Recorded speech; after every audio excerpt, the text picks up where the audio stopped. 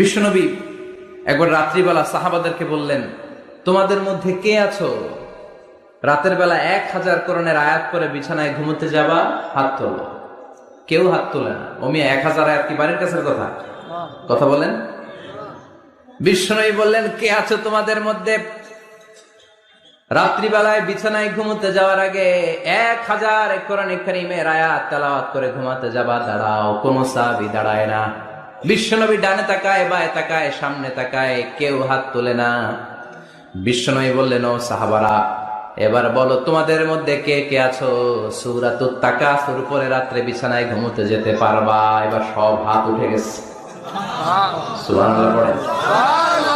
বিশ্বনবী বললেন, তোমাদের মধ্যে যদি কেউ রাত্রিবেলা একবার সূরাতুত তাকাসুর তেলাওয়াত করে বিছানায় ঘুমোতে যাও, আমল নামায় 1000 আয়াত তেলাওয়াতের সওয়াব দিয়ে দিবে কে?